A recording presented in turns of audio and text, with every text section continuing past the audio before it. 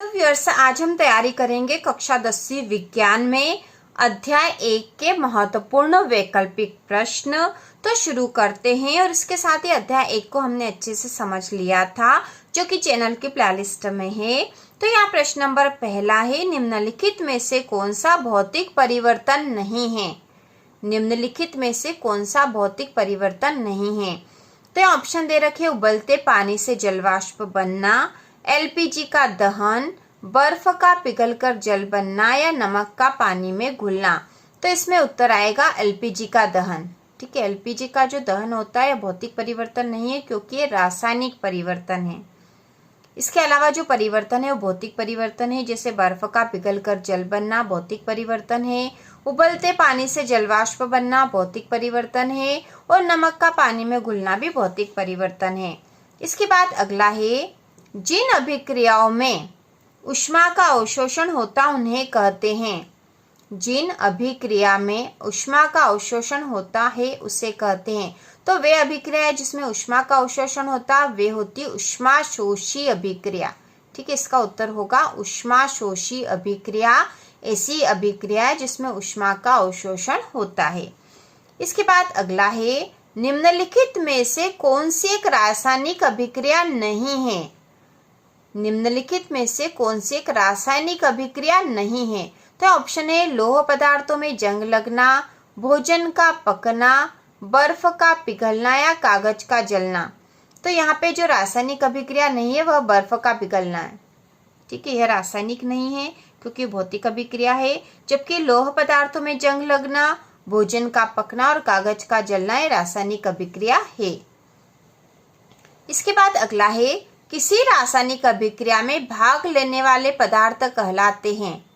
किसी रासायनिक अभिक्रिया में भाग लेने वाले पदार्थ कहलाते हैं। तो ये पदार्थ कहलाते हैं अभिकारक। किसी रासायनिक अभिक्रिया में भाग लेने वाले पदार्थ अभिकारक कहलाते हैं। इसके बाद अगला है, लंबे समय तक सेवन न करने पर सूखे मेवे सड़ जाते हैं क्योंकि। लंबे समय तक सेवन न करने पर सूखे मेवे सड़ जाते हैं क्योंकि विकृत गंधिता हो जाती उसमें। ठीक है, विकृत गंधिता हो जाती इसलिए। इसके बाद अगला है, 6Fe2O3 + 2Al और इससे अभिक्रिया हुई तो बना है उत्पाद जो है वह है Al2O3 + 2Fe। तो ये एक रासायनिक समीकरण यहाँ दे रखा है। ऊपर दी गई अभिक्रिया किस प्रकार की है? तो कैसी अभिक्रिया है? तो ये विस्थापन अभिक्रिया। ठीक है, कैसी है? विस्थापन, क्योंकि यहाँ पे Fe मतलब जो आयरन था इसका विस्थापन हो गया एल्यूमिनियम के द्वारा। तो यहाँ पे ऑक्सीजन के साथ अभिक्रिया एल्यूमिनियम ने कर ली, Al ने, और Fe अलग हो गया है, इसलिए विस्थापन अभिक्रिया है। इसके बाद अगला है, सोने और प्लेटिनम को गलाने वाले अम्ल का नाम क्या है? सोने और प्लेटिनम को गलाने वाले अम्ल का नाम क्या है? तो इसका उत्तर है एक्वा रेजिया।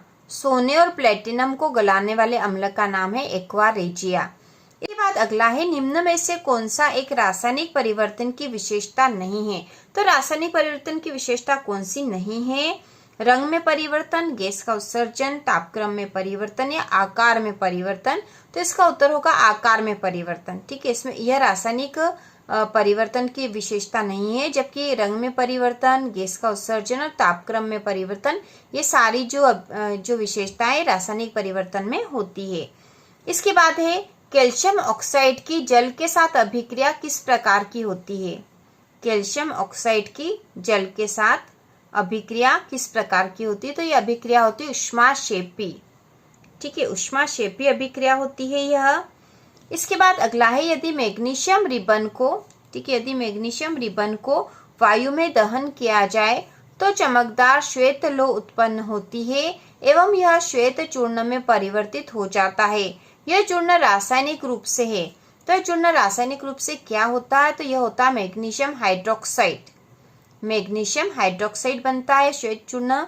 यदि मैग्नीशियम रिबन को वायु में दहन किया जाए, मतलब वायु की उपस्थिति में इसको जब दहन करते हैं मैग्नीशियम रिबन को, तो चमकदार सफेद लौह उत्पन्न होती है एवं यह श्वेत चूर्ण में परिवर्तित हो जाता है। यह चूर्ण रासायनिक रूप से है मैग्नीशियम हाइड्रोक्साइड। इसके बाद हम देखेंगे रिक्त स्थान। तो रिक्त स्थान में है, पहला है वे अभिक्रियाएं जिनमें ऊष्मा निकलती अभिक्रियाएं कहलाती है।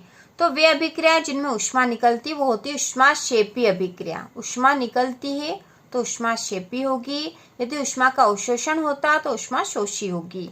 इसके बाद दूसरा है वे अभिक्रियाएं जिनमें अभिकारकों के बीच आयनों का आदान प्रदान होता उन्हें अभिक्रियाएं कहते हैं। तो ऐसी अभिक्रियाएं जिनमें अभिकारकों के बीच आयनों का प्लस और माइनस जो आयन होता उनका आदान प्रदान होता है तो वे आयनिक अभिक्रियाएं कहलाती है। ठीक है, आयनिक अभिक्रियाएं। इसके बाद है किसी रासायनिक अभिक्रिया का प्रतीकात्मक निरूपण कहलाता है। तो रासायनिक अभिक्रिया का प्रतीकात्मक मतलब प्रतीक के रूप में जब उसका निरूपण करते हैं तो वह कहलाता है रासायनिक समीकरण।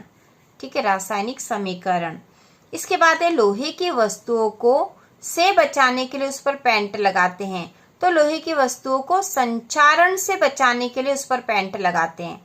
ठीक है, लोहे की वस्तुओं को संचारण से बचाने के लिए उस पर पेंट लगाते हैं। तो हम इस अध्याय के 2-2 नंबर के प्रश्नों को भी तैयार करेंगे और इस प्रकार से 10वीं विज्ञान की हम संपूर्ण 100% तैयारी करने वाले हैं।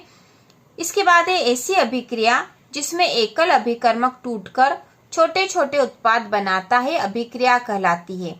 ऐसी अभिक्रिया जिसमें एकल अभिकर्मक टूटकर छोटे छोटे उत्पाद बनाता वो वियोजन अभिक्रिया कहलाती है। ठीक है, वियोजन अभिक्रिया। इसके बाद अगला प्रश्न है एक वाक्य में उत्तर लिखिए।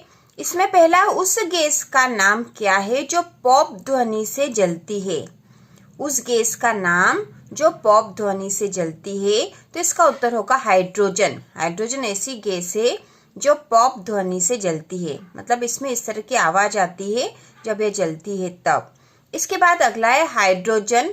ठीक है, H2 मतलब हाइड्रोजन का योग तथा ऑक्सीजन O2 का ह्रास क्या कहलाता है। हाइड्रोजन का योग और ऑक्सीजन का ह्रास क्या कहलाता, तो ये कहलाता अपचयन अभिक्रिया। ठीक है, अपचयन अभिक्रिया। इसके बाद अगला प्रश्न है सत्य असत्य चुनिए। इसका पहला सल्फ्यूरिक अम्ल का तनुकरण ऊष्माशोषी अभिक्रिया है। सल्फ्यूरिक अम्ल का तनुकरण ऊष्माशोषी अभिक्रिया है तो असत्य है। ठीक है, यहाँ पर यह असत्य है, तनुकरण अभिक्रिया नहीं है, यह असत्य है। ठीक है, असत्य है यह। इसके बाद है जो पदार्थ ऑक्सीकृत अपचयित हो जाते हैं वे ऑक्सीकारक कहलाते हैं तो यह कथन भी असत्य है। ठीक है, जो पदार्थ ऑक्सीकृत मतलब उपचयित हो जाते हैं वे ऑक्सीकारक उपचायक कहलाते हैं तो यह असत्य है। इसके बाद है श्वसन ऊष्माक्षेपी अभिक्रिया है तो यह कथन सत्य है। श्वसन ऊष्माक्षेपी अभिक्रिया है। इसके बाद है लोहे में जंग लगना भौतिक क्रिया है तो यह कथन असत्य है क्योंकि लोहे में जंग लगना एक रासायनिक अभिक्रिया है। इसके बाद हम देखेंगे जोड़ी बनाइए। तो यहाँ पे हम जोड़ी बनाएंगे तो सबसे पहले स्तंभ अ और स्तंभ ब यहाँ दे रखे। स्तंभ अ में है ऊष्मा के द्वारा अपघटन, प्रकाश के द्वारा अपघटन, विद्युत के द्वारा अपघटन, ऊष्मा का अवशोषण, ऊष्मा का उत्पन्न होना। और स्तंभ ब में लिखा है ऊष्माशोषी अभिक्रियाएं, ऊष्माक्षेपी अभिक्रियाएं, ऊष्मीय अपघटन, प्रकाशीय अपघटन या विद्युत अपघटन। तो इसकी जोड़ी बना देते हैं। ऊष्मा के द्वारा अपघटन यह ऊष्मीय अपघटन कहलाएगा, प्रकाश के द्वारा अपघटन प्रकाशीय अपघटन, विद्युत के द्वारा अपघटन विद्युत अपघटन, ऊष्मा का अवशोषण ऊष्माशोषी अभिक्रिया होती है और ऊष्मा का उत्पन्न होना ऊष्माक्षेपी अभिक्रिया होती है। तो इस प्रकार से हमने अध्याय 1 के सारे वैकल्पिक प्रश्न तैयार कर लिए हैं। इसके बाद हम 2-2 नंबर के प्रश्नों की तैयारी भी करेंगे। तो इसी प्रकार के और वीडियो देखने के लिए कक्षा 10वीं की संपूर्ण तैयारी के लिए चैनल को सब्सक्राइब कीजिए।